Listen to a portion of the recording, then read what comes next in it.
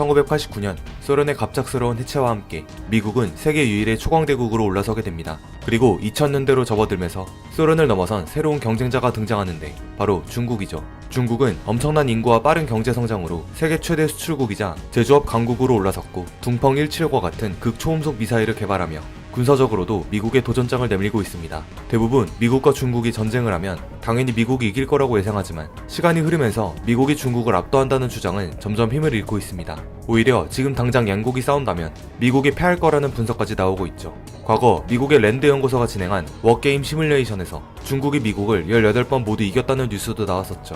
그렇다면 지금 우리가 미국과 중국의 행보를 주목해야 하는 이유는 무엇일까요? 최근 미국은 중국산 제품에 대해 10% 관세를 추가 부과하며 경제적 압박을 강화하고 있습니다. 이는 단순한 무역 갈등을 넘어 두 나라의 패권 경쟁을 상징적으로 보여주는데요. 이뿐만 아니라 양국 간 긴장은 대만 문제, 남중국해 영유권 분쟁, 첨단 기술 패권 등 다양한 영역으로 확산되고 있습니다. 과연 미국과 중국이 전면전을 벌인다면 어떤 결과를 초래할까요? 미국을 보면 미국은 매년 약 1000조 원에 달하는 국방비를 쏟아붓는 세계에서 가장 강력한 군사 강국입니다. 그 규모는 세계 2위부터 10위까지 국가들의 국방비를 모두 합친 것과 비슷한 수준으로 미국의 군사적 압도성을 보여주고 있죠. 때문에 많은 이들은 미국이 중국과 같은 신흥 강대국과의 전쟁에서도 손쉽게 승리할 것이라고 믿지만 최근에는 이 믿음의 균열이 생기고 있습니다. 우선 수치상으로 볼 때 미국은 여전히 세계 최강의 군사력을 보유하고 있지만 중국과 비교하면 단점도 명확합니다. 미군의 병력은 약 80만 명으로 추산되며 중국군의 100만 명을 따라가지 못합니다. 더 큰 문제는 전시 상황에서의 동원력입니다. 중국은 14억 인구로 바탕으로 추가 병력을 끝없이 끌어올릴 수 있는 반면 미국은 모병제를 채택하고 있어 단기간에 병력을 대폭 증가하는데 한계가 있습니다. 이는 전쟁이 장기전으로 이어질수록 훨씬 더 불리해집니다. 장비 측면에서는 미국이 여전히 압도적입니다. 대표적으로 미국은 8,000대 정도의 전차를 보유한 반면에 중국은 6,500대 정도의 전차를 보유하고 있으며 에이브럼스 전차를 주력으로 한 미국 전차는 중국 전차보다 뛰어난 성능을 자랑합니다. 공군에서도 미국은 약 5,000대 이상의 항공기를 보유하며 F-22와 F-35 같은 5세대 스텔스 전투기가 핵심 전력으로 자리잡고 있습니다. 반면 중국의 5세대 전투기인 J-20 전투기는 미국의 F-22와 비교했을 때 아직 기술적 안정성이 부족하다는 평가를 받습니다. 하지만 이러한 기술적 우위는 지리적 요인으로 인해 제한될 가능성이 있습니다. 미국과 중국 사이에는 광활한 태평양이 가로막혀 있어 육군보다는 해군과 공군의 중요성이 더욱 커집니다.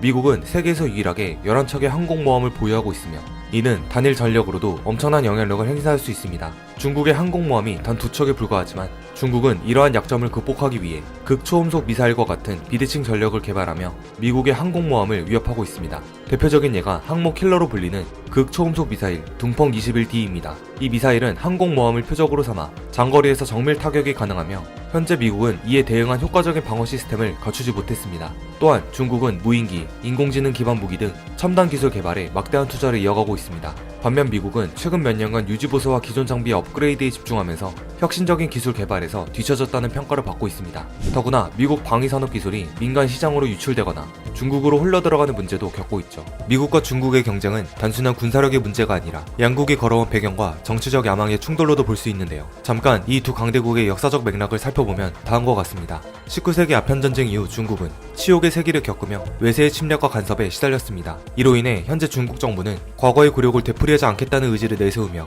다시 세계의 중심으로 돌아가겠다는 목표로 이어졌습니다. 하지만 공산당 집권 이후 중국은 경제성장과 외교에서 모두 실패하며 국제사회에서 고립된 상태였습니다. 여기에 더해 소련과의 관계마저 악화되며 더욱 어려운 상황에 놓이게 됩니다.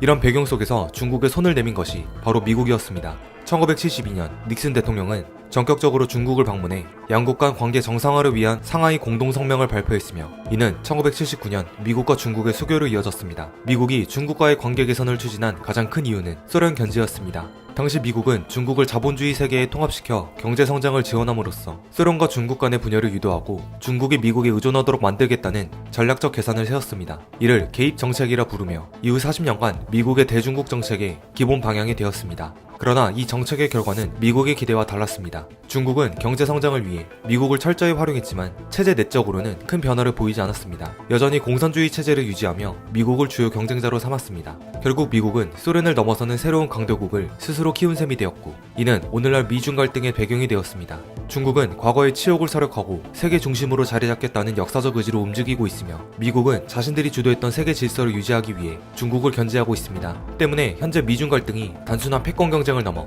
양국의 역사와 정체성에 얽힌 복잡한 문제라는 점을 알 수 있죠. 그렇다면 실제로 미중 전쟁이 발발한다면 어떻게 될까요? 아마 그 양상은 과거와는 전혀 다른 모습일 것입니다. 단순히 전통적인 병력과 장비의 충돌이 아닌 첨단 기술과 정보전, 그리고 경제적 패권 경쟁이 맞물린 새로운 형태의 전쟁이 될 가능성이 큽니다. 전쟁은 단순히 총과 미사일만으로 이루어지지 않을 것인데요. 중국은 미국의 필수적인 히토류 자원의 최대 생산국이며 전쟁 발발 시 이러한 자원의 수출을 중단해 미국의 첨단 산업에 심각한 타격을 줄 수 있습니다. 반면 미국은 중국의 금융 시스템과 국제 무역을 제재할 수 있는 능력을 가지고 있습니다. 특히 미국은 동맹국들과 협력해 경제 제재를 통해 중국을 압박할 가능성이 큰데 일본, 한국, 호주와 같은 동맹국들은 군사적으로 뿐만 아니라 경제적으로도 미국을 지원할 수 있는 주요 파트너로 작용할 것입니다. 어떻게 보면 미중 전쟁의 가장 즉각적인 결과는 글로벌 경제의 붕괴라고 할 수 있는데요. 미국과 중국은 각각 세계 최대 경제 대국과 제조업 강국으로 양국의 충돌은 국제 무역 시스템의 마비로 이어질 것이죠. 미국은 나토 동맹국과 호주, 인도, 일본과 같은 파트너 국가들의 지원을 받을 가능성이 높고 이로 인해 전쟁의 규모가 더욱 커지게 될 가능성도 있습니다. 가장 무서운 것은 전쟁의 장기화인데 전쟁이 장기화되고 양국의 전술적 선택이 극단으로 치달으며 핵무기의 사용 가능성도 배제할 수 없습니다. 이는 세계적인 파멸을 초래할 수 있는 최악의 시나리오입니다. 미중 전쟁은 단순히 두 나라의 승패로 끝나는 것이 아닙니다. 양국이 보유한 핵무기는 수천 개에 이르며 전면전으로 확대될 경우 단순한 군사적 충돌을 넘어 인류 문명의 존립을 위협할 수 있는 결과를 초래할 수 있죠. 특히 앞서 언급한 것처럼 첨단 기술이 전장을 재편하고 경제적 요인과 국제 외교가 복잡하게 얽힌 전쟁이 될 것입니다. 전쟁의 결과에 따라 세계 질서는 극적으로 재편될 가능성이 있습니다. 미중 전쟁은 단순히 두 나라만의 문제가 아니라 우리 모두의 미래와 연결되어 있습니다. 지금의 선택과 대응이 앞으로의 세계 질서를 결정할 것인데요.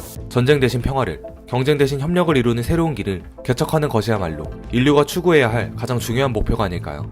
이 영상은 도서 세계사 익스프레스를 참고하여 제작하였습니다. 지금까지 살펴본 미중 경쟁은 단순히 현재의 상황을 이해하는 데 그치지 않고 미래를 어떻게 전망할지에 대한 고민을 하게 하는데요. 과거에도 강대국들의 경쟁과 전쟁은 세계 질서를 뒤흔들었고 그 속에서 인류는 생존과 발전을 이어왔습니다. 이 책은 단순히 과거의 사건을 나열하는 책이 아닌 역사의 흐름을 알기 쉽게 풀어내며 이를 오늘날의 국제정세와 연결해 흥미롭게 보여줍니다. 예를 들어 제2차 세계대전 당시 미국과 소련의 대립, 그리고 현재 미중 갈등까지 세계사의 주요 순간들이 지금 우리에게 어떤 메시지를 주는지 친절하게 설명해주죠. 특히 이 책은 흥미로운 스토리텔링으로 많은 사랑을 받고 있는 유튜버 써에이스쇼님이 집필했다는 점에서 더욱 눈길을 끄는데요. 과거를 알아야 미래를 대비할 수 있다는 말처럼 이 책을 통해 세계사의 중요한 순간들과 현재의 연결점을 살펴보는 건 어떨까요? 오늘의 영상은 여기까지입니다.